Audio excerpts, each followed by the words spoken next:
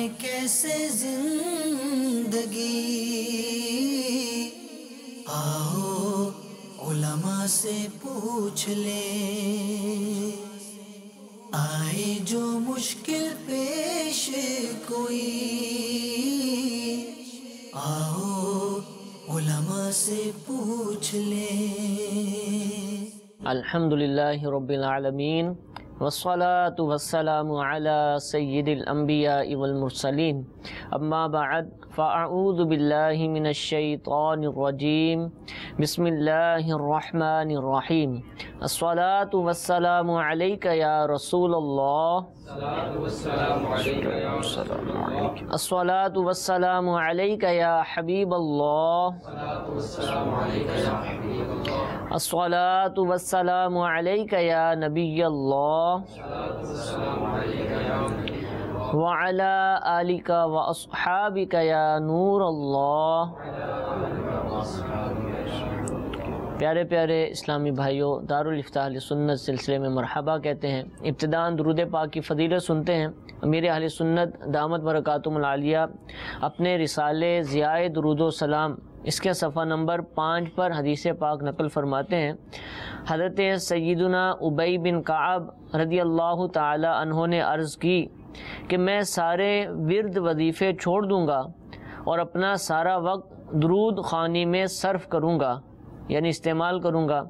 تو سرکار مدینہ صلی اللہ تعالی علیہ وآلہ وسلم نے فرمایا، یہ تمہاری فکریں دور کرنے کے لیے کافی ہوگا اور تمہارے گناہ معاف کر دیے جائیں گے۔ صلو علی الحبیب صلی اللہ تعالی علی محمد صلی اللہ تعالی علیہ وآلہ وسلم۔ سوالات کے آغاز سے پہلے ابھی ہم کچھ سلسلوں سے مکتبۃ المدینہ جو کہ دعوت اسلامی کا ایک اشاعتی ادارہ ہے، جو کہ بالخصوص المدینۃ العلمیہ کے ذریعے جو کتب تصنیف کی جاتی ہیں، تالیف کی جاتی ہیں، ان کو شائع کرتا ہے، بزرگان دین رحمہ اللہ المبین کی کتابیں بھی شائع کرتا ہے۔ اسی سلسلے میں ایک کتاب کا تعارف ان کی جانب سے ہمیں موصول ہوا ہے، المدینۃ العلمیہ کی کتاب اللہ والوں کی باتیں، جلد اول۔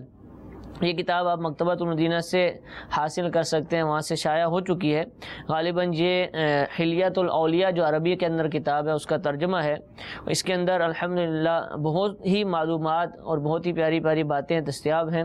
اولیاء کرام کی دشمنی سے بچو، اولیاء کرام کی صفات و علامات کہ اولیاء کس کو کہتے ہیں، اولیاء کرام کی نرالی زیب و زینت، یعنی ان کی کیا زیب و زینت ہے، اولیاء کرام کس طرح اپنے آپ کو مزین کرتے ہیں، احکامات الہی عز و جل کی پابندی یہ کیسے ہو سکے، تصوف کی تحقیق کہ تصوف ایک لفظ ہے ہم سنتے رہتے ہیں، اس سے مراد کیا ہوتی ہے، اور ایمان کی مٹھاس کیسے حاصل ہو، اور اللہ عز و جل کے سفیر کون ہے۔ اس طرح کی بہت ساری پیاری پیاری باتیں جلد نمبر 1 کے اندر آپ پڑھ سکتے ہیں۔ یہ کتاب مکتبۃ المدینہ پر بھی دستیاب ہے، اور ساتھ ہی ساتھ دعوت اسلامی کے ویب سائٹ www.dawatیslami.net اس پر بھی آپ حاصل کر سکتے ہیں، اور ساتھ ہی ساتھ الحمدللہ دعوت اسلامی کی مجلس IT کی جانب سے بنائی گئی المدینہ لائبریری کا جو سافٹ ویئر ہے، جو اپلیکیشن ہے، آپ اس کو بھی ڈاؤن لوڈ کیجئے، اس کے اندر بھی انشاءاللہ یہ کتاب آپ کو پڑھنے کو ملے گی۔ کسی بھی ذریعے سے حاصل کیجئے، اس کو پڑھنے کی نیت کیجئے، انشاءاللہ بہت زیادہ فوائد اور برکتیں حاصل ہوں گی۔ سب سے پہلے حضور کال اپنے سلسلے میں شامل کرتے ہیں۔ جی پہلی کال چلائیے۔ سے تقریباً 4 سال پہلے مجھے جب میں مسافری میں تھا تو بس میں سے مجھے تقریباً 400 روپے ملے تھے۔ وہ اس وقت تو میں نے کس نیت سے اٹھائے تھے وہ تو فی الحال ابھی یاد نہیں۔ تو اب اس کا مجھے کیا کرنا ہوگا برائے کرم جواب عنایت فرمائے۔ السلام علیکم ورحمۃ اللہ وبرکاتہ۔ وعلیکم السلام ورحمۃ اللہ وبرکاتہ۔ کیا حکم ہوگا؟ الحمدللہ رب العالمین والصلاة والسلام علی سید الانبیاء والمرسلین، اما بعد فاعوذ باللہ من الشیطان الرجیم، بسم اللہ الرحمن الرحیم۔ جیسا کہ پچھلے سلسلوں میں یہ بیان بھی کیا گیا، جب بھی کبھی ایسی کوئی کیفیت ہو کہ ہمیں کہیں سے کوئی رقم مل جاتی ہے، کوئی قیمتی چیز مل جاتی ہے، اب اگر اس کو اٹھانا چاہتے ہیں تو اٹھانے میں یہ نیت ہونی چاہیے کہ میں یہ اس نیت سے اٹھاتا ہوں کہ اس کے مالک تک پہنچانے کی کوشش کروں گا۔ شرعی حکم جو ہے وہ یہی ہے۔ اب اگر اس نیت سے اٹھائے گا کہ مالک تک پہنچانے کی کوشش کروں گا، تو مالک تک پہنچانے کے لیے اب جب اٹھا لیا ہے تو اب اس کی ممکنہ تشہیر وہ چیز کے اعتبار سے مختلف ہوگی، کبھی بہت کم قیمت کی ہوتی ہے، کبھی زیادہ قیمت کی ہوتی ہے، تو ممکنہ تشہیر جو بھی اس کے بس میں ہوگی یہ ممکنہ اس کی تشہیر کرے گا، لوگوں تک پہنچائے گا بات کو کہ مجھے فلاں طرح کی چیز ملی ہے، اس کی کچھ نشانیاں وغیرہ بیان کر کے کہ اگر کوئی ڈھونڈتا ہوا آئے تو مجھے بتا دینا تاکہ میں اس کو واپس کر دوں۔ اصلاً یہ طریقہ کار ہوتا ہے۔ اگر اس نے ایسا ہی کیا اور ایسا کرنے کے بعد اب کافی وقت گزر گیا کہ اب اس کی امید نہ رہی کہ وہ لینے کے لیے آئے گا، تو اب اس کو اجازت ہے کہ وہ چیز، وہ رقم ہو یا کوئی بھی چیز ہو، وہ شرعی فقیر کو دے دے۔ طریقہ کار یہ ہونا چاہیے۔ ہاں اگر اس نے معاذ اللہ یوں اٹھا لی کہ میں اٹھا کر اس کو اپنی جیب میں رکھ لوں گا، یعنی سامنے والے کو نہ دوں گا، تو اب اس کا اس نیت سے اٹھانا غلط ہوگا اور یہ غصب کے حکم میں ہوگا۔ اور اس نیت سے اگر یہ اٹھائے گا، جس کو چھین لینا کہا جاتا ہے، کسی کی چیز پر قبضہ کر لینا کہا جاتا ہے، تو یہ غصب کے حکم میں ہوگا۔ اب اس پہ لازم ہوگا کہ یہ چیز اس تک پہنچائے، گناہ گار بھی ہوگا غصب کی نیت سے اٹھانے سے، حکم یہی رہے گا کہ یہ اس تک وہ چیز پہنچائے گا۔ اب انہوں نے کہا مجھے یاد ہی نہیں ہے کہ مجھے 400 روپے ملے تھے اور مجھے یاد ہی نہیں ہے کس نیت سے اٹھائے تھے، کیا معاملہ تھا، تو اب بہت عرصہ بھی گزر چکا ہے، تو اب ایک تو اللہ تعالیٰ کی بارگاہ میں سچے دل سے توبہ بھی کرے کہ اگر اس نیت سے اٹھائے تھے کہ اپنی جیب میں رکھ لوں گا تو وہ نیت و ارادہ درست نہ تھا اور غصب کے حکم میں تھا۔ اب اس کا حکم یہی ہے کہ کسی بھی شرعی فقیر کو جو زکوٰۃ کا مستحق ہے اس کو یہ دے سکتا ہے، مگر یہ بات ذہن میں رہے اگر وہ ڈھونڈتا ہوا آ گیا اور اس کے پاس آ کر اس نے مطالبہ کیا تو اس پہ لازم ہوگا کہ یہ اس کو دے۔ ہاں اگر اس نے کہا ٹھیک ہے تم نے صدقہ کر دی ہے تو میں اپنے صدقے کو قائم رکھتا ہوں تو علیحدہ بات ہے، اور اگر وہ طلب کرے گا تو اس کو دینے ہوں گے۔ ٹھیک ہے۔ اچھا، میسیجز بھی آنا شروع ہو چکے ہیں۔ سوال یہ ہے کہ ہمارے گھر کے واش روم کے اندر بہت سارے کیڑے وغیرہ نکل آتے ہیں، تو کیا ان پر زہریلا اسپرے دوائی وغیرہ ڈال سکتے ہیں ان کو مارنے کے لیے؟ دیکھیں حشرات الارض جتنے بھی ہیں اگر یہ تکلیف پہنچاتے ہیں، ان کی وجہ سے انسان اذیت میں آتا ہے، ان کی وجہ سے بیماریاں وغیرہ پھیلنے کا اندیشہ ہے، تو اب اس بات کی اجازت ہے کہ کوئی اسپرے وغیرہ کیا جا سکتا ہے۔ ٹھیک ہے، ایسی صورت میں اجازت ہوگی۔ جی ایک کال چلائیے گا۔ محمد شفیق لاہور سے بات کر رہا ہوں۔ میرا سوال یہ تھا کہ میں نے مکان ایک خریدا ہے، اس کی رقم 5-6 لاکھ روپے کم ہو گئی ہے، آیا کہ میں وہی مکان جو بیانہ وغیرہ دیا وہ کسی کو دکھا کے میں وہ گروی وغیرہ دے کے اپنے پیسے پورے کر سکتا ہوں یا نہیں؟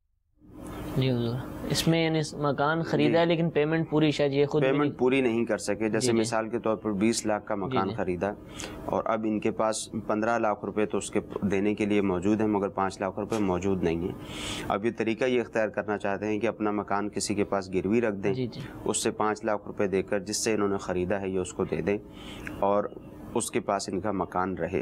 اور عمومی طور پر ہمارے ہاں جو گروی رکھنے کا طریقہ کار ہے وہ غلط ہی ہوتا ہے، اس سے مراد یہ ہوتی ہے کہ یہ کسی کو 1 سال کے لیے 2 سال کے لیے اپنا گھر دے دیں گے، ٹھیک ہے، انہیں کہیں گے کہ 5 لاکھ روپے مجھے دے دو، جب تک میں آپ کے 5 لاکھ روپے آپ کو واپس نہیں کرتا آپ میرے گھر میں رہیے، کسی طرح کا کوئی کرایہ وغیرہ آپ سے نہیں لوں گا، کوئی رینٹ اس سے نہیں لیا جاتا، اور یہ 5 لاکھ روپے اس سے لے کر جس سے اس نے خریدا انہوں نے خریدا تھا یہ اس کو دے دیں گے، تو یہ خالصتاً سودی معاملہ ہے کہ یہ 5 لاکھ روپیہ ان سے لیں گے، یہ 5 لاکھ روپیہ بطور قرض ہوگا، اور جتنا عرصہ وہ مکان میں رہیں گے ان پہ لازم تھا کہ وہ کرایہ وغیرہ جو بھی ایک نارمل ایسے مکان کا کرایہ ہے وہ ادا کریں۔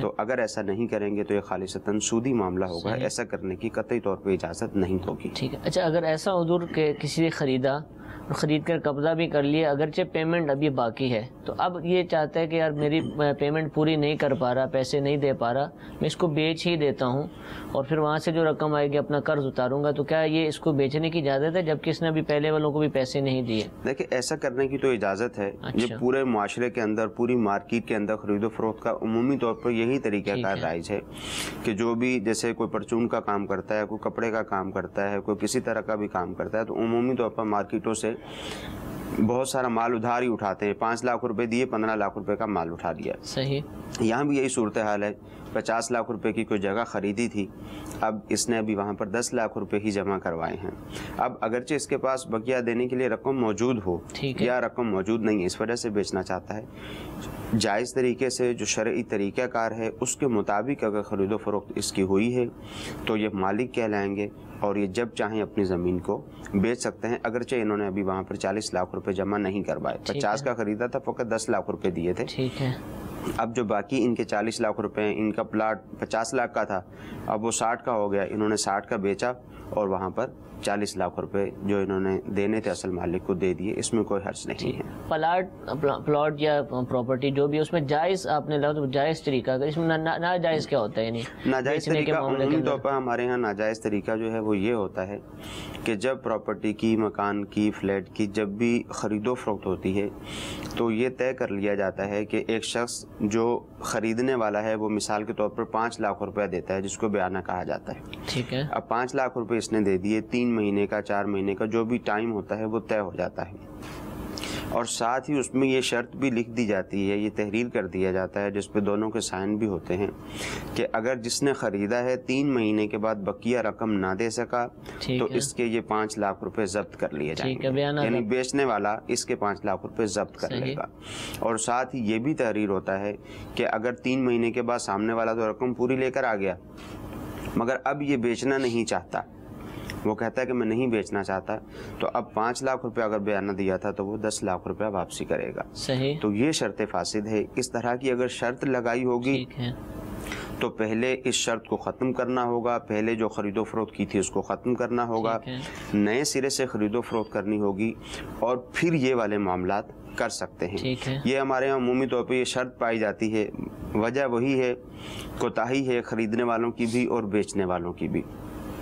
اب ایک شخص اپنا مکان یا پلاٹ فروخت کرتا ہے، وہ دیکھتا ہے کہ مارکیٹ کی ویلیو اچھی ہے، اب وہ بیچ دیتا ہے، اس نے 30 لاکھ روپے کا بیچ دیا، 5 لاکھ روپے اس نے بیانہ لے لیا، اب جو خریدنے والا ہے اس نے خرید لیا۔ ٹھیک ہے، کچھ دنوں کے بعد یا کچھ عرصے کے بعد پراپرٹی کی ویلیو کم ہو جاتی ہے، وہ جو 30 کا اس نے خریدا تھا وہ 25 کا ہو جاتا ہے، تو اب خریدنے والا مکر جاتا ہے کہ میں نہیں لوں گا۔ صحیح، اسی طرح اگر پراپرٹی کی ویلیو بڑھ جاتی ہے، اس نے 30 کا بیچا تھا اب 35 کی ہو گئی ہے، تو اب بیچنے والا مکر جاتا ہے۔ تو یہ مسلمانوں کا آپس میں انداز ہی اس طرح کا یہ اختیار کرتے ہیں کہ سامنے والے کے ساتھ خرید و فروخت اب ہوگی ہے تو خرید و فروخت کا حکم ہی یہی ہے کہ جس نے خریدا ہے وہ پیسے اس کے حوالے کر دے اور جس نے بیچا ہے وہ چیز اس کے حوالے کر دے، جو اصول ہے خرید و فروخت کا، اور کسی کی دونوں کی رضامندی کے ساتھ ہی اس کو ختم کیا جا سکتا ہے، اس کے بغیر اس کو ختم بھی نہیں کیا جا سکتا۔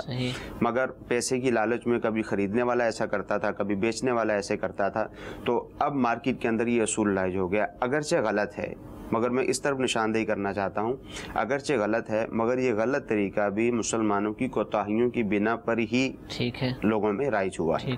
اگر اس طرح کی کوتاہیاں وغیرہ نہ ہوں تو اس طرح کے طریقے بھی لوگ رائج نہیں کرتے۔ ٹھیک ہے، میسج بہرحال وہ طریقہ تو غلط ہی ہے، صحیح، وہ 100% غلط ہے، اس کو ٹھیک نہیں قرار دیا جا سکتا، مگر یہ ہے کہ اگر انداز ٹھیک ہو، مارکیٹ میں بہت سارے اصول و ضوابط ایسے ہیں جو اسی وجہ سے کہ مسلمان ایک دوسرے کے مال کا، ایک دوسرے کی پراپرٹی کا، ایک دوسرے کے پیسے کا قطعی طور پر خیال نہیں رکھتے۔ جب خیال نہیں رکھتے تو پھر وہ اس طرح کے اصول و ضوابط لگا دیتے ہیں۔ اب وہ یہ نہیں دیکھتے کہ وہ شریعت کے خلاف ہیں یا شریعت کے موافق ہیں، بس وہ چاہتے ہیں کہ ہماری رقم محفوظ ہونی چاہیے۔ ٹھیک ہے، تو لہذا جب بھی کوئی ایسا معاملہ ہو کہ جو ناجائز بتایا جا رہا ہے تو اس کو اگر کرنا ہی ہو تو دارالافتاء اہل سنت کے مفتیان اکرام سے، دیگر علماء اہل سنت سے رابطہ کر لیجئے، انشاءاللہ کوئی نہ کوئی جائز صورت بھی انشاءاللہ بیان کر دیجیے۔ حضور اس میں بعض دفعہ ایسا ہوتا ہے کہ ناجائز صورت کو جائز کے لیے کہتے ہیں کہ اس کو جائز کر کے بتائیں، تو ایسا بھی کوئی ہوتا ہے کہ وہ ایک تو ہے نا کہ ناجائز ہے، اس کا آلٹرنیٹ یہ آپ یہ کر لیجئے، لیکن نہیں یہی والے طریقے سے ہمیں بتائیں کہ یہ صحیح کیسے ہوگا، تو ایسا کوئی ہے طریقہ کار کے شریعت میں اتنی وسعت؟ دیکھیں بات یہ ہے کہ جب سوال ہمارے پاس آتا ہے تو پھر ہی اس کے متعلق بتایا جا سکتا ہے کہ اس کی کیا صورت ہو سکتی ہے۔ بعض اوقات ایسا ہوتا ہے کہ سامنے والے کو 5 لاکھ روپے نفع مل رہا ہے، ٹھیک ہے، مگر وہ ناجائز طریقہ ہے، صحیح، اسی کا جائز طریقہ بھی موجود ہوتا ہے، وہی 5 لاکھ روپے نفع ملے گا، کاروبار کا طریقہ تھوڑا سا تبدیل ہو جائے گا۔ اسی طرح جو نفع نقصان کی صورتیں بیان کی جاتی ہیں، نفع نقصان میں عمومی طور پر ایک شخص چاہتا ہے جو پیسے دینے والا ہوتا ہے، 2 شخص مل کے جب کاروبار کرتے ہیں، ایک شخص جو پیسے دینے والا ہوتا ہے، عمومی طور پر جو شریعت کا حکم ہے کہ جس نے پیسے دیے ہیں دوسرا شخص صرف کام کرنے والا ہے، تو صرف اسی کا نقصان ہوگا جو پیسے دینے والا ہے۔ اب اس کا بھی طریقہ کار علماء نے بیان کیا ہے، تو جتنی بھی صورتیں ہیں سب کے طریقے علماء نے بیان کیے ہیں۔ بعض دفعہ ایسا بھی ہوتا ہے کہ آپ کو مسئلہ معلوم کرنے کے لیے آپ کہتے ہیں کہ یہ میں نے طریقہ اختیار کیا تھا، اتنا مجھے یہاں نفع ہو رہا تھا، میں چاہتا ہوں کہ کسی طرح اس کے جواز کی صورت مل جائے. بعض اوقات ایسا بھی ہوگا کہ اس کے جواز کی کوئی صورت نہیں ہوگی. تو اب ہونا یہ چاہیے کہ جو شریعت کا حکم ہے اس کے مطابق ہی رہنا چاہیے. اب چاہے اس سے آپ کو نقصان پہنچ رہا ہو، چاہے اس سے آپ کو نفع پہنچ رہا ہو. صحیح. مگر وہ ایک بعض اوقات ضد کی کیفیت ہو جاتی ہے کہ نہیں، جو ہم نے کر لیا ہے سو ہم نے کر لیا ہے، جو ہمارا طریقہ کار تھا اب آپ کسی طرح سے اسی کے جواز کی کوئی صورت بتا دیں. اسٹیمپ لگوانا چاہتے ہیں شریعت کی کہ بس ہم. اکثر اوقات ایسا ہوتا ہے کہ جب پوچھنے کے لیے آتے ہیں تو جواز کی صورت سامنے ہوتی ہے. شریعت مطہرہ نے بہت ہی پیاری پیاری صورتیں بیان فرمائی ہیں، ارشاد فرمائی ہیں.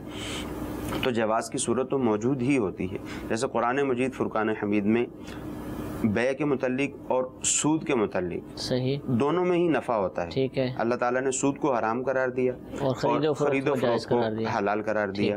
نفع دونوں میں ہی ہو رہا ہے. تو اب جو شخص ہمارے پاس پوچھنے کے لیے آتا ہے، دارالفتہ اہل سنت میں لوگ آتے ہیں پوچھنے کے لیے، تو یہ ذہن میں ہونا چاہیے کہ جو بات میں پوچھنے کے لیے جا رہا ہوں ٹھیک ہے، اگر اس کے جواز کی صورت ہوئی تو جو نفع مل رہا ہے فبیہا تو اللہ تعالیٰ کی طرف سے ہے، اور اگر جواز کی صورت نہ ہوئی تو پھر اس میں ضد بحث نہ کی جائے. مگر زیادہ تر صورتیں ایسی ہی ہوتی ہیں کہ جواز کی صورت بھی موجود ہوتی ہے. اچھا مگر لوگ پوچھنے کی زحمت نہیں کرتے ہیں. آسانی والی پوچھنے کی زحمت فقط اسی وقت ہوتی ہے جب کاروبار میں نقصان ہو جاتا ہے. ٹھیک ہے. دو مل کر آپس میں کام کرتے ہیں اور کام میں جب نقصان ہو جاتا ہے تو پھر آتے ہیں کہ شاید ہم سے کوئی غلطی ہوئی ہے جس کی وجہ سے کاروبار میں نقصان ہو رہا ہے. پہلے پوچھنے کے لیے کم ہی آتے ہیں. ٹھیک ہے. اللہ تعالیٰ ہم سب کو شریعت کے مطابق کاروبار کرنے کی توفیق عطا فرمائے، اور جب بھی علماء کی بارگاہ میں حاضر ہوں تو بس اپنا سوال پیش کر دیا جائے، اب جواب دینا، طریقہ بیان کرنا ان کا کام ہے، بالخصوص کاروبار کے حوالے سے. تو جب بھی حاضری اور بتا دیا جائے کہ ہم یہ کام کرنا چاہتے ہیں اور بازار میں یہ طریقہ کار رائج ہے، اگر تو یہ درست ہے تو آپ ارشاد فرما دیجئے، ورنہ اس کا نعم البدل بتا دیجئے. انشاءاللہ آپ کی شرعی رہنمائی ہوگی اور وہی ہمارے حق میں بہتر ہے، اور اسی میں انشاءاللہ برکتیں حاصل ہوں گی. میسیجز حضور بہت زیادہ الحمدللہ موصول ہو چکے ہیں.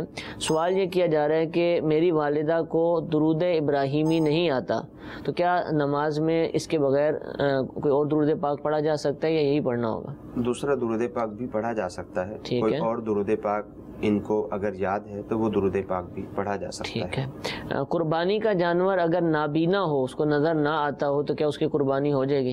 قربانی کا جانور اگر نابینا ہے، اندھا ہے، اس کو نظر نہیں آتا تو ایسے جانور کی قربانی نہیں ہوگی. اور اس کو قربانی کا جانور بھی نہیں کہیں گے، وہ ایک نارمل جانور ہو. جی وہ ایک نارمل جانور ہے، تو ایسے جانور کی قربانی نہیں کر سکتے. اگر کسی نے ایسا جانور خریدا ہے تو اس کی اگر قربانی کرے گا تو اس کی قربانی ہوگی نہیں. ٹھیک ہے. مگر یہ کہ ایسا شخص جو شرعی فقیر تھا، وہ اس شوق میں اس نے کہا کہ میں قربانی کروں گا، اور قربانی کا جانور قربانی کرنے کے لیے خرید کر لے کر آ گیا. شرعی فقیر تھا، قربانی لازم نہیں تھی، مگر قربانی کی نیت سے اس نے جانور خرید لیا، تو اب چاہے اس جانور کے اندر کوئی عیب ہی کیوں نہ ہو، یہ اسی جانور کو ذبح کرے گا. ٹھیک ہے. تو ایک اور سوال، جیسے سینگ کا ایک مسئلہ ہے، پہلے بھی ہم نے بیان کیا، آئندہ بھی انشاءاللہ بیان کریں گے کہ بعض اوقات سینگ جو ہے وہ بچپن میں ٹوٹ جاتا ہے یا کاٹ لیا جاتا ہے اور پھر آہستہ آہستہ اس کا زخم ٹھیک ہو جاتا ہے. تو ایسا جانور بھی کیا وہ عیب دار جانور کہلائے گا قربانی کے وقت، یا یہ ٹھیک ہے چل جائے گا؟ دیکھیں، ایسا جانور جس کا سینگ اس کی جڑ سے اکھاڑ دیا گیا ہو، ٹھیک ہے، اور ابھی تک اس کا زخم ہرا ہے، زخم ابھی تک اس کا باقی ہے، ایسے جانور کی قربانی تو نہیں کر سکتے. صحیح. بعض اوقات ایسا ہوتا ہے کہ سینگ بڑے ہوتے ہیں، ان کو کاٹ دیا جاتا ہے. بعض اوقات بالکل کھال کے ساتھ سے سینگ کو کاٹ دیا جاتا ہے، تو اس میں شرعی طور پہ کوئی مسئلہ نہیں. ٹھیک ہے. اور بعض اوقات ایسا بھی ہوتا ہے کہ جو لوگ جانور بیچنے والے ہیں بچپن ہی سے جانوروں کے سینگ کو اکھیڑ دیتے ہیں، نکال دیتے ہیں، جڑ سے نکال دیتے ہیں. جڑ سے نکالنے کے بعد اب آہستہ آہستہ آہستہ آہستہ اس کا زخم ٹھیک ہو جاتا ہے، اور ایسا جانور خوبصورت بھی ہوتا ہے، وہ مہنگا بھی بکتا ہے.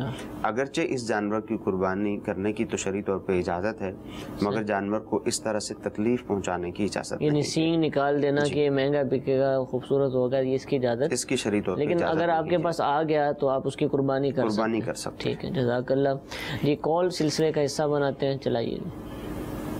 میرا مفتی صاحب سے سوال یہ ہے کہ اگر زید نے مثلاً آج سے 30 برس قبل کسی سے 1500 روپے قرض لیے تھے اور اب اسے اچانک یاد آ گیا ہے کہ 1500 قرض تھا مجھ پر، تو یہ قرض پرانی مالیت کے حساب سے ادا کیا جائے گا یا آج کے موجودہ حساب سے؟ برائے کرم رہنمائی فرما دیجیے۔ 30 برس پہلے تو 1500 کے برابر ہی ہوں گے، شاید اس سے بھی زیادہ ہو سکتے ہیں، تو کیا حکم ہے؟ دیکھیں قرض کا یہ اصول ہے، سود لینے والے نا یہ ایک جواب دیتے ہیں کہ وہ اتنے عرصے پہلے دیا تو اس کی مالیت تو یہ تھی، اب ہم کیا کریں، تو اس لیے وہ یوں بھی ہیلے بیان کرتے ہیں۔ دیکھیں قرض کا ایک اصول ہے کہ شریعت مطہرہ نے جو مسائل بیان کیے ہیں انہیں کے پیچھے سب کو چلنا ہے، ہمارے ذہن میں جو باتیں آتی ہیں ان کو ہم نے مد نظر نہیں رکھنا۔ صحیح۔ قرض کا ایک اصول ہے کہ مثلی چیزوں میں عمومی طور پر قرض دیا جاتا ہے، جو چیز دی ہے جیسی دی ہے ویسی ہی واپس ہوگی۔ ٹھیک ہے۔ اب 1500 روپے دیے تھے، 15,000 روپے دیے تھے، سال گزر گیا، 2 سال گزر گئے یا 10 سال گزر گئے، اب وہ اتنی ہی رقم واپس ہوگی۔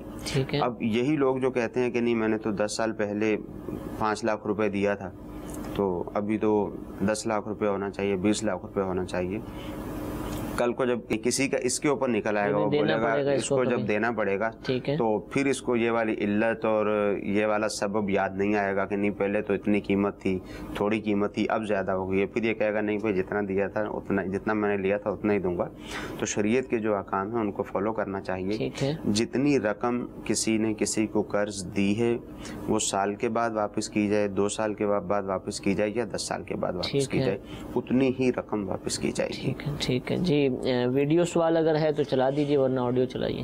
میرا سوال یہ ہے کہ ہم نے جیسے کسی سے قرض لیا ہے، وہ قرض دینے کے بعد ہمارے کو تھوڑا ٹائم اس میں زیادہ ہو گیا، ڈیلے ہو گیا کام، اور وہ قرض دینے کے لیے اگر ہم چاہتے ہیں اس کو چکانا اور وہ بندہ دنیا سے فانی ہو جاتا ہے اور اس کی رہائش پہ اگر جاتے ہیں تو اس کا کوئی کانٹیکٹ نہیں، کوئی وارث نہیں ہے، تو وہ قرض کس طریقے سے ادا ہوگا اس کا؟ یا وہ ہم پہ مطلب معاف ہو جائے گا یا دینا ادا ضروری ہے وہ قرض، اور کیسے دیا جائے گا، کہاں دیا جائے گا، یہ میرا سوال ہے۔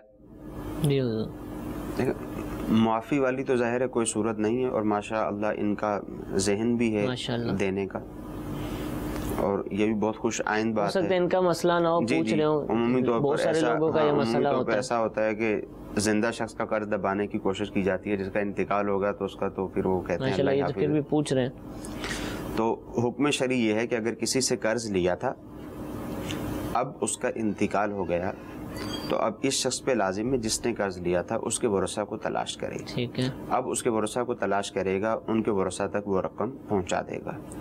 اگر اس کے ورثہ نہیں ملتے، ٹھیک ہے، اپنی بھرپور کوشش کرے گا اس کے ورثہ کو تلاش کرنے کی۔ صرف یہ نہیں کہ اس کے پرانے گھر پہ گیا اور پوچھ کر آ گیا، جی، تو بھرپور کوشش کرے، اس کے جو دیگر دوست ہیں، دیگر رشتہ دار وغیرہ ہیں، ان سے معلومات حاصل کرنے کی کوشش کرے۔ ٹھیک ہے۔ اگر بھرپور کوشش کر لی اور کسی بھی طرح ان کا کسی بھی اعتبار سے پتہ نہ چل سکا تو اب اس کو اجازت ہے کہ وہ رقم شرعی فقراء پر تصدق کر دے، صدقہ کر دے، تاکہ جن کی وہ رقم تھی ان کو اس کا ثواب پہنچ سکے۔ ٹھیک ہے، اور کبھی مل جائیں دوبارہ ورثہ سامنا ہو جائے، دوبارہ ورثہ مل جاتے ہیں تو ظاہر ان کے سامنے یہ بیان کر دے گا کہ اس طرح آپ کی رقم میرے پاس تھی، میں نے صدقہ کر دی ہے، اب اگر وہ کہیں گے کہ نہیں مجھے ہمیں ہماری رقم دی جائے تو یہ دینی ہوگی۔ اچھا، اس سے ہٹ کر ورثہ موجود ہیں، یہ گم گئے تھے، مل گئے، بعض دفعہ ایسا ہوتا ہے کہ کوئی شخص آتا ہے کہ بھئی میں نے آپ کے والد صاحب سے یا آپ کے فلاں عزیز سے اتنے پیسے لیے تھے، آپ یہ لے لیجئے، اب وہ اتنی بڑی رقم ہوتی نہیں ہے، یا دوسرے وہ خود اتنے صاحب ثروت ہیں کہ وہ کہتے ہیں بھئی مجھے نہیں لینی،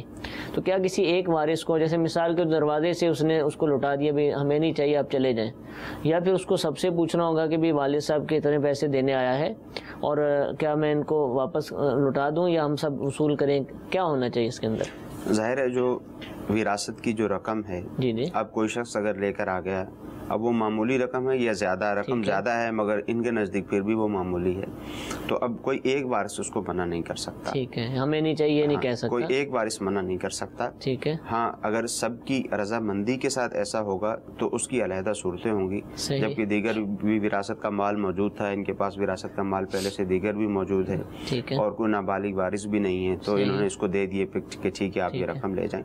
کوئی ایک وارث ایسا نہیں کر سکتا، سب ورثہ کی اجازت سے ایسا کیا جا سکے گا۔ ہاں، سارے راضی ہیں، سارے بالغ بھی ہیں، یہ بھی آپ نے شرط بتائی، تو پھر اب وہ منع کرنا چاہیں تو کر سکتے ہیں۔ ٹھیک ہے، ایک اور کال چلائیے گا۔ مجھے یہ معلوم کرنا ہے کہ میں حج پر جا رہا ہوں الحمدللہ، میں نے یہ معلوم کرنا ہے کہ اگر میں حج قران کرنا چاہوں تو کر سکتا ہوں؟ ماشاءاللہ، اللہ تعالیٰ آپ کے اس نیت کو، اس سفر کو قبول فرمائے۔ حج قران کرنا چاہتے ہیں، تھوڑا سا بتائیے کیا ہوتا ہے اور یہ کر سکتے ہیں؟ انہوں نے تاریخ نہیں بتائی کہ یہ کب جا رہے۔ ٹھیک ہے۔ عمومی طور پر ظاہر ہے حج قران یہ ہے کہ حج اور عمرے کا احرام ایک ہی ساتھ باندھا جاتا ہے، ایک ہی ساتھ نیت کی جاتی ہے۔ ٹھیک ہے۔ عمومی طور پر یہاں پاکستان سے جانے والے حج تمتع کرتے ہیں کہ یہاں سے جائیں گے، جا کر عمرہ کریں گے، عمرے کی نیت کریں گے اور پھر عمرہ کرنے کے بعد احرام اتار دیں گے۔ ٹھیک ہے۔ پھر 7 ذوالحجہ کو یا 8 ذوالحجہ کو جب بھی احرام باندھا جاتا ہے، حج کا احرام باندھ کے پھر وہ حج کریں گے۔ مگر قران جب کریں گے تو جب یہاں سے جائیں گے تو حج اور عمرے دونوں کا احرام ایک ساتھ باندھنا ہوگا۔ جب ایک ساتھ احرام باندھیں گے تو اب جیسے مثال کے طور پر کسی کی ابھی کی فلائٹس ہیں، ان دنوں میں ابھی وہ چلا گیا یا 10-15 دن پہلے چلا گیا، تو اب اگر وہ حج قران کرے گا تو عمرہ کرے گا، عمرہ کرنے کے بعد اس کو احرام کھولنا نہیں ہے، تو اس کے لیے احرام کی جو پابندیاں ہیں وہ کافی دشوار ہوتی ہیں۔ بہرحال اگر کوئی سمجھتا ہے احرام کی پابندیوں کو اچھی طرح سے سمجھتا ہے اور ان کے اوپر عمل بھی کر سکتا ہے تو افضل ہے حج قران کر سکتے ہیں۔ ٹھیک ہے۔ احرام کی پابندیوں سے مراد صرف چادریں باندھنا نہیں، وہ دیگر جو احکامات ہم سنتے رہتے ہیں، دیگر جو کوئی عادی ہے ویسے ہی تہمت باندھنے کا بولے وہ مسئلہ ہی نہیں، میں تو ویسی ساری عمر پہنتا ہوں، تو ایسا نہیں ہے۔ ہاں ایسا نہیں ہے، صرف وہ چادریں ہی نہیں ہیں، جیسے اسلامی بہن ہے تو ان کے تو وہی عام لباس ہوتا ہے، مگر جو احرام کی دیگر پابندیاں ہیں، خوشبو وغیرہ سے بچنا ہے، جسم کی میل نہیں چھڑانی ہے، بالوں کو ٹوٹنے سے بچانا ہے، دیگر جو جتنی ساری پابندیاں ہیں وہ ساری کی ساری پابندیاں لازم ہوں گی، ان کی احتیاط۔ آخری دنوں میں جانے والوں کے لیے آسانی ہے، ان کے لیے آسانی ہوتی ہے، آخری دنوں میں جانے والے کے لیے 2-3 ذوالحجہ 4 ذوالحجہ تک جو فلائٹس جا رہی ہوتی ہیں تو وہ کرنا چاہیں تو وہ کر سکتے ہیں، ان کے لیے آسانی ہوتی ہے۔ لیکن تربیت لے لیں اس حوالے سے بالخصوص کہ مجھے کیا طریقہ کار اپنانا ہے، پھر انشاءاللہ رفیق الحرمین کا اچھی طرح سے مطالعہ کر لیں۔ الحمدللہ عزوجل مدنی چینل پر سلسلے بھی حج کے حوالے سے وقتاً فوقتاً حج کے مسائل بتائے جاتے رہتے ہیں، ان کو بھی اچھی طرح سے دیکھ لیں۔ مکتبۃ المدینہ سے پھر جو حج کا طریقہ کار ہے کہ حج افراد کیا ہے، قران کیا ہے، تمتع کیا ہے، وہ بھی لے لیں، احرام کی پابندیاں کیا ہیں، یہ تو ویسے بھی عمومی طور پر سب کچھ سیکھنے ہی چاہیے۔ حج کے معاملے میں یعنی لاکھوں روپیہ خرچ کر کے یہاں سے جاتے ہیں حج پر، اور وہاں پر عمومی طور پر یہ دیکھا گیا ہے کہ حج کے مسائل سے بالکل نابلد ہوتے ہیں، معلومات ہوتی ہی نہیں۔ حالانکہ وہ ہلکی پھلکی تربیت لے ہی لیتے ہیں، جیسے کاروان ہے تو وہ اس نے اہتمام کیا یا گورنمنٹ اسکیم سے جا رہے ہیں، لیکن وہ توجہ کتنی تھی، کتنے بجے پہنچے تھے، ہلکی پھلکی ہوتی ہے۔ وہ میری ایک حاجی صاحب سے کچھ سال پہلے ملاقات ہوئی، مطلب حج کے لیے جا رہے تھے، تو ان سے میں نے پوچھا کہ آپ نے تیاری کر لی ہے حج کی؟ تو انہوں نے کہا جی میں نے حج کی تیاری کر لی ہے، اور انہوں نے مجھے تلبیہ پڑھ کے سنا دی، لبیک اللہم لبیک، وہ بھی اپنے ٹوٹے پھوٹے الفاظ میں جیسے ان کو یاد تھی، تو ان کے نزدیک یہی حج کی تیاری، یہ انہوں نے تیاری کر لی، یہی حج کی تیاری تھی۔ تو عمومی طور پر ہمارے یہاں دیکھیں نشستیں ہوتی ہیں حج کی، گورنمنٹ کی طرف سے اس بات کی پابندی بھی ہے کہ حج کی نشستیں کروائی جائیں، اس میں مسائل سکھائے جائیں، مگر فقط ایک نشست میں بیٹھ کر حج کے مسائل نہیں سیکھے جاتے۔ الحمدللہ مجلس IT جو دعوت اسلامی کی ایک مجلس ہے، اس نے ایک اینڈرائیڈ موبائل وغیرہ کے لیے جو ہے وہ اپلیکیشن بھی بنائی ہوئی حج عمرہ کے نام سے، آپ اس کو ڈاؤن لوڈ کیجئے، اس کے اندر الحمدللہ ٹیکسٹ بھی موجود ہے، ویڈیوز بھی موجود ہیں، آڈیو بھی موجود ہیں، زیارت مدینہ کے حوالے سے بھی الحمدللہ اس کے اندر تربیت کی گئی ہے، حج کے ارکان الحمدللہ باقاعدہ ویڈیو کے ساتھ، رمی کیسے کی جائے گی، طواف کیسے کیا جائے گا، الحمدللہ یہ ساری چیزیں اس اپلیکیشن کے اندر موجود ہیں۔ اس کو ڈاؤن لوڈ کرنے کا طریقہ یہ یا تو پلے اسٹور سے آپ کیجیے یا پھر دعوت اسلامی ایپس لکھیے، اور اس کے اندر جتنی بھی دعوت اسلامی کی اپلیکیشن ہوں گی الحمدللہ، نہ صرف یہ حج عمرہ والی، اس کے علاوہ بھی جو ہوں گی وہ ساری کی ساری انشاءاللہ آپ کے پاس آ جائیں گی۔ ان میں سے جو بھی آپ کو فی الحال ضرورت ہے ان کو ڈاؤن لوڈ کیجیے، اور دیگر کو بھی اپنے پاس رکھیے، انشاءاللہ بہت سارا علم دین حاصل کرنے کا موقع ملے گا۔ اور حج اور عمرہ کا طریقہ سیکھنے کا جو بہترین ترین طریقہ ہے، بہتر سے بھی بہتر، وہ ہے الحمدللہ امیر اہل سنت کی کتاب رفیق الحرمین، بہت ساری زبانوں میں اس کا ٹرانسلیشن بھی ہوگا، آپ اس کتاب کو حاصل کیجئے، دعوت اسلامی کے ویب سائٹ سے ڈاؤن لوڈ کیجئے۔ جو لوگ حج پر جا رہے ہیں، عمر پر جا رہے ہیں، وہ بھی پڑھیں، اور جو ابھی جن کو یہ سعادت نہیں مل رہی وہ بھی پڑھیں، انشاءاللہ پڑھنے کے بعد حج کا شوق اور ذوق اور بڑھ جائے گا۔ اللہ تعالیٰ ہم کو سارے کام کرنے کی توفیق عطا فرمائے۔ کالز بہت زیادہ ہمارے پاس موجود ہیں، ایک اور کال سلسلے کا حصہ بناتے ہیں، یہ چلائیے۔ واکنڈ سے مستنصر اقبال بول رہا ہوں، یہ بتا دیجئے کہ موبائل کے اوپر جو پیسے ایکسٹرا کرتے ہیں تو کیا یہ سود میں آتا ہے یا اس کے کوئی چارجز وغیرہ بنتے ہیں؟ بیلنس وغیرہ جب لیتے ہیں تو پیسے نکل جاتے ہیں, پھر کال کرتے ہیں اس پہ بھی پیسے کٹتے ہیں, ٹیکس کہا جاتا ہے اس کو. جی سود نہیں ہے, شاید یہ اس کے حوالے سے پوچھنا چاہ رہے ہیں کہ بعض اوقات جیسے بیلنس ختم ہو جاتا ہے. اچھا, یہ ایڈوانس بیلنس کے حوالے سے, ایڈوانس بیلنس وغیرہ اسی کے بارے میں لوگوں میں معروف ہے. ٹھیک ہے, ایڈوانس بیلنس اگر منگوائیں گے, جیسے مثال کے طور پر وہ 10 روپے کا بیلنس دیا تو آپ کے 12 روپے کاٹ لیتے ہیں, تو لوگوں میں معروف یہ ہے کہ یہ سود ہے. یہ سود نہیں ہے, یہ بالکل اسی طرح سے ہے. جیسے میں ایک مثال دے دیتا ہوں کہ جیسے آپ بائک لینے کے لیے جاتے ہیں, اب بائک والا آپ سے کہتا ہے کہ اگر تو آپ نقد مجھے پیسے دے دیں تو 40,000 روپے کی میں آپ کو بائک دیتا ہوں. ٹھیک ہے, اور اگر آپ ادھار لیں گے, سال 2 سال کا ادھار لیں گے, تو میں یہ بائک آپ کو 60,000 روپے کی 50,000 روپے کی دوں گا. تو اب جب آپ نے اس سے ادھار چیز لی تو اب اس کی مرضی ہے, وہ اپنی چیز مہنگی بھی بیچ سکتا ہے, تو نقد اور ادھار کی قیمتوں میں فرق بھی ہو سکتا ہے. اب وہ ادھار جب دی تو اس کی قیمت میں اس نے فرق کر دی ہے, 50 یا 60,000 روپے لیتا ہے. یہی طریقہ کار کمپنیز وغیرہ کا ہوتا ہے کہ جب آپ پیسے دے کر سروس ان سے لیتے ہیں, ٹھیک ہے, تو 100 روپے میں آپ کو 75 منٹ مل جاتے ہیں. ٹھیک ہے, اور جب آپ پیسے دے کر سروس نہیں لیتے, جیسے مثال کے طور پر آپ 20 روپے کی سروس اگر پیسے دے کر لیں گے تو وہ ہو سکتا ہے آپ کو اس کے 15 منٹ مل جائیں گے. ٹھیک ہے, مگر اب جب آپ ادھار لیتے ہیں تو وہی 15 منٹ کی سروس جو ہے اب آپ کو 20 روپے کی نہیں دیتے, بلکہ آپ کو وہ 23 روپے کی سروس دیتے ہیں. ٹھیک ہے, تو اس اعتبار سے کیونکہ یہاں نہ رقم دی جاتی ہے نہ لی جاتی ہے, سروس جب ان سے فوری طور پر پیسے دے کے لی جاتی ہے تو وہ سروس ہمیں سستی مل جاتی ہے, اور جب ہم ادھار کرتے ہیں تو وہی سروس ہمیں مہنگی ملتی ہے. تو یہ سود نہیں ہے. یعنی کنفیوژن جو ہوتا ہے نا, وہ کمپنیز نے لون کا اس کو نام دیا, تو اس سے لوگ نام دیا ہوا ہے. جی جی بالکل, جس طرح برے کام سے بچنا لازم ہے, برے نام سے بچنا بھی لازم ہے, تو اس کو یہ نام نہیں دینا چاہیے, تو لون کا نام نہیں ہونا چاہیے. ٹھیک ہے, ٹھیک ہے. جامعۃ المدینہ کے طلبہ کرام بھی ہمارے ساتھ موجود ہوتے ہیں اور وہ سلسلہ یہاں بیٹھ کر دیکھتے ہیں, ان سے بھی ہم سوال لکھتے رہتے ہیں. آج بھی انشاءاللہ ایک سوال سلسلے میں شامل کریں گے. جی سوال کیجیے. السلام علیکم ورحمۃ اللہ وبرکاتہ. وعلیکم السلام ورحمۃ اللہ وبرکاتہ. مفتی صاحب کے بارگاہ میں سوال عرض ہے کہ کیا عورت قربانی کا جانور ذبح کر سکتی ہے؟ جی, عورت بھی قربانی کا جانور ذبح کر سکتی ہے, شرعی طور پر اس کی بھی اجازت ہے. اگر عورت کو ذبح کرنا آتا ہے تو وہ قربانی کا جانور بھی ذبح کر سکتی ہے. اس کے علاوہ بھی کبھی جانور ذبح کرنے کی ضرورت پڑے تو کر سکتی ہے. ٹھیک, کر سکتی ہے. جی, ویسے دیکھا نہیں ہے, مرغی وغیرہ شاید ہو سکتا ہے گھر میں. اصل میں لوگوں میں یہ بات معروف ہے کہ عورت نہیں کر سکتی. اچھا, یہ معروف, ہاں معروف ہے لوگوں میں, مگر علماء نے یہ مسئلہ تحریر فرمایا ہے کہ عورت بھی ذابح ہو سکتی ہے, یعنی عورت بھی جانور کو ذبح کر سکتی ہے. اب چاہے وہ قربانی کا جانور ہو, چاہے کوئی دوسرا جانور ہو, جبکہ اس کو ذبح کرنا آتا ہو. کیونکہ ظاہر ہے ذبح کرنے کی شرائط ہیں, اگر ان شرائط کے مطابق ذبح نہیں کیا جائے گا تو عمومی طور پر عورت زیادہ طاقتور نہیں ہوتی ہے. جانور کو لٹانا, اس پہ چھری چلانا اچھے طریقے سے, یہ بعض اوقات مشکل ہوتا ہے. تو اس اعتبار سے شاید لوگوں میں مشہور ہو, مگر عورت اگر ذبح کر سکتی ہے, ذبح کرنا جانتی ہے, تو اس کو اس بات کی اجازت ہے, وہ کر سکتی ہے, جانور بھی حلال ہوگا. اچھا, اب یہ کوئی مسئلہ سن کے کوئی اسلامی بہن چاہے تو میں کروں تو ان کو ہم یہ احتیاطیں تو بتائیں گے نا کہ گھر کے اندر 4 دیواری میں, اور یہ نہ ہو کہ باہر روڈ پہ جب سب کر رہے ہوں وہاں جا کر یہ کریں تو پھر پردے کے مسائل اور پھر تماشا لگنا, یہ چیزیں. یہ بعض اوقات قربانی کے دنوں میں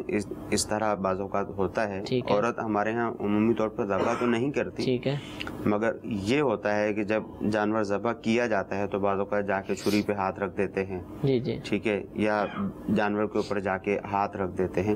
ظاہر ہے وہ پھر جو جانور ذبح کرنے والا ہوتا ہے وہ بھی غیر محرم ہوتا ہے, لوگوں کا ہجوم بھی ہوتا ہے. ٹھیک ہے, تو اس اعتبار سے اسلامی بہن کو چاہیے کہ وہ گھر پر ہی رہے. ٹھیک ہے, ٹھیک ہے. جی, ایک اور کال چلائیے گا. میری جان ادھر میں بیٹھی تھی, ایمرجنسی اٹیک ہو گیا تو ہاسپٹل لے گئے, 3 دن وہاں پہ, اب واپسی آ گئے ڈسچارج کر کے, آج گھر پہ ہیں. تو کیا عدت ٹوٹ گئی یا دوبارہ عدت شروع ہو جائے گی؟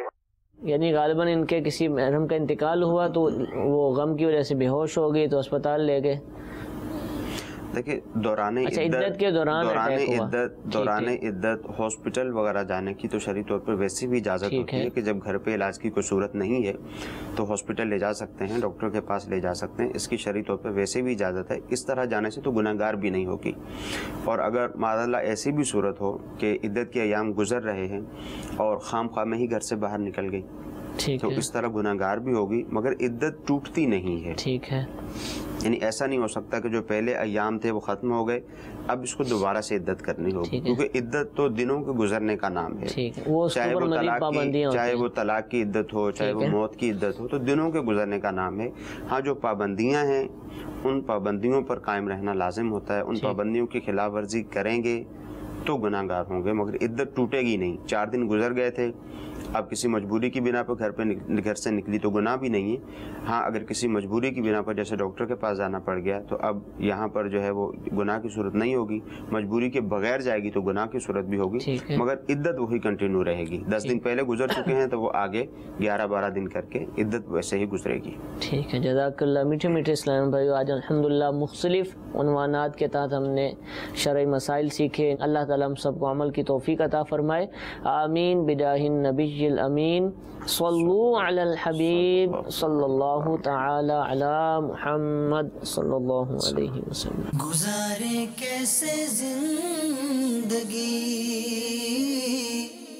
آؤ علماء سے پوچھ لیں، آئے جو مشکل